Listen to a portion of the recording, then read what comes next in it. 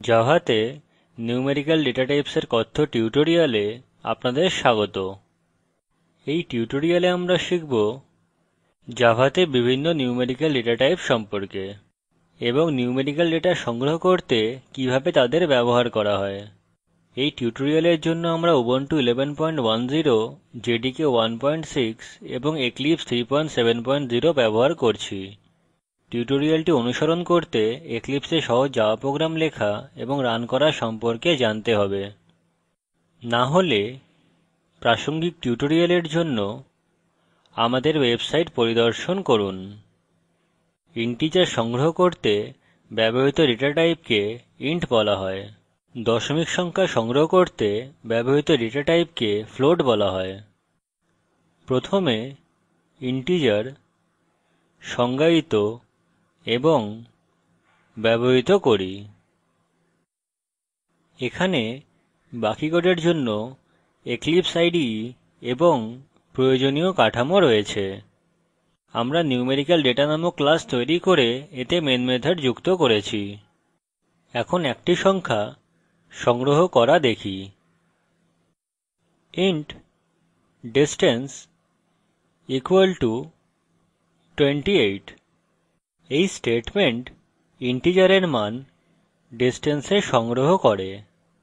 ডিসটেন্সকে integer variable বলা হয়। এখন আমরা ডিসটেন্সে সংগ্রহিত মান প্রিন্ট করতে ভেরিয়েবলটি ব্যবহার করব। system dot out dot println বন্ধনীতে distance। এই স্টেটমেন্ট ডিসটেন্স ভেরিয়েবলের মান প্রিন্ট করে। ফাইলটি সংরক্ষণ করুন এবং রান করুন। আমরা দেখতে পারি যে ডিসটেন্সে 28 সংগ্রহীত হয়েছে এবং এটি প্রিন্ট করা হয়েছে। এখন ভেরিয়েবলে সংগ্রহিত মান পরিবর্তন করি। 28 কে 24 এ বদলান। সংরক্ষণ করে রান করুন। আমরা দেখি যে আউটপুট সেইমত বদলে গেছে। ইন্ট নেতিবাচক মানও সংগ্রহ করতে পারে। 24 কে -25 এ বদলান। সংরক্ষণ করুন এবং রান করুন।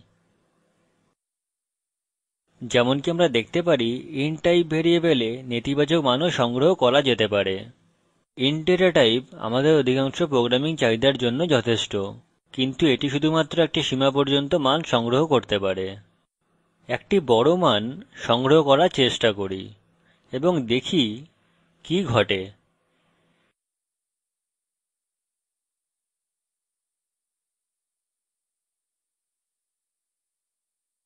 যেমনকি আমরা দেখতে পারি, সংখ্যার নিচে একটি লাল লাইন রয়েছে যা এরর সূচিত করে।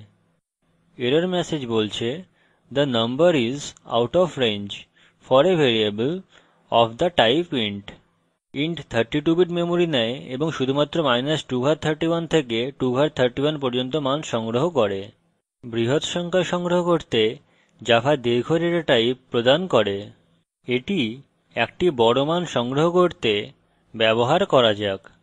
int কে long এ বদলান এবং সংখ্যার শেষে একটি বড় L যোগ করুন। Ctrl S দ্বারা এটি সংরক্ষণ করুন। আমরা দেখি যে এখানে কোনো এরর নেই। Ctrl F11 টিপে এটি রান করি। মান প্রিন্ট করা হয়েছে। আমরা দেখতে পারি যে বড় সংখ্যা দীর্ঘ ভেরিয়েবলে সংগ্রহ করা যেতে পারে। এখন ইন্ট ভেরিয়েবলে একটি দশমিক সংখ্যা সংগ্রহ করি। long কে int এ এবং সংখ্যা 23.5 এ বদলান। যেমনকি আমরা দেখতে পারি, এখানে একটি এরর রয়েছে। এর কারণ হল int শুধুমাত্র ইন্টিজার সংগ্রহ করে। দশমিক সংখ্যা সংগ্রহ করতে আমাদের ফ্লোট ব্যবহার করতে হবে। ডেটা টাইপকে ফ্লোটে বদলান এবং মানের শেষে একটি f যোগ করুন। এটি সংরক্ষণ করুন। আমরা দেখি যে এখন এখানে কোনো এরর নেই। Ctrl F11 দ্বারা এটি রান করুন। যেমনকি আমরা দেখতে পারি, দশমিক মান সংগ্রহীত হয়েছে এবং মান প্রিন্ট করা হয়েছে। এখন ডিসট্যান্স ভ্যারিয়েবলের মান পরিবর্তন করা যাক। এখানে দেখানো দশমিক বিন্দুর পর অনেক সংখ্যা যুক্ত করুন। সংরক্ষণ করুন এবং রান করুন। আমরা দেখি যে আউটপুট সংগ্রহীত আউটপুটের তুলনায় একটু ভিন্ন। এটি ঘটে কারণ ফ্লোটিং পয়েন্ট সংখ্যা নির্ভুলতার একটি সীমা রয়েছে। এটি সঠিকভাবে সংগ্রহীত না হলে এটি নিকটস্থ সম্ভব সংখ্যায় সুসম্পন্ন করা হয়। এখন ভ্যারিয়েবলের জন্য নামকরণের নিয়ম দেখুন। নামের আগে 2 যোগ করুন। আমরা দেখি যে এখানে একটি সিনট্যাক্স এরর রয়েছে। এর কারণ হলো একটি ভ্যারিয়েবল নাম শুধুমাত্র একটি বর্ণমালা বা আন্ডারস্কোর দ্বারা শুরু হওয়া উচিত, কিন্তু সাধারণত আন্ডারস্কোর ভ্যারিয়েবল নাম শুরু করতে ব্যবহার করা হয় না। এখন ভ্যারিয়েবল নামের শেষে সংখ্যাটি যোগ করি। আমরা দেখি যে এখানে কোনো এরর নেই। ভ্যারিয়েবলের মানে সংখ্যা হতে পারে, কিন্তু শুরুতে নয়। এখন নামের মাঝে একটি আন্ডারস্কোর যোগ করুন। এখানে কোনো এরর নেই, যার মানে আন্ডারস্কোর ভ্যারিয়েবল নামে অনুমোদিত, কিন্তু ভ্যারিয়েবল নামে অন্য কোনো পাংচুয়েশন যা একটি সিনট্যাক্স এরর বা অন্য এরর দেয়। এইভাবে আপনি জাভাতে নিউমেরিক্যাল ডেটা সংগ্রহ করেন। আমরা টিউটোরিয়ালের শেষে চলে এসেছি। এই টিউটোরিয়ালে আমরা বিভিন্ন নিউমেরিক্যাল ডেটা টাইপ সম্পর্কে শিখেছি এবং নিউমেরিক্যাল ডেটা সংগ্রহ করা। এছাড়াও ভ্যারিয়েবলের নামকরণের জন্য নিয়মাবলী সম্পর্কেও শিখেছি। নির্দেশিত কাজ হিসেবে অন্যান্য নিউমেরিক্যাল ডেটা টাইপ সম্পর্কে পড়ুন এবং দেখুন কিভাবে তারা ইন্ট এবং ফ্লোটের থেকে ভিন্ন।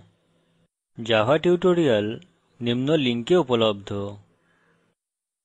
স্পোকেন টিউটোরিয়াল প্রকল্প সম্পর্কে অধিক জানতে এই লিঙ্কে উপলব্ধ ভিডিওটি দেখুন। এটি প্রকল্পকে সারসংক্ষেপে বোঝায়। যদি ভালো ব্যান্ডউইডথ না থাকে তাহলে আপনি ভিডিওটি ডাউনলোড করে দেখতে পারেন। কথ্য টিউটোরিয়াল প্রকল্প দল কর্মশালার আয়োজন করে।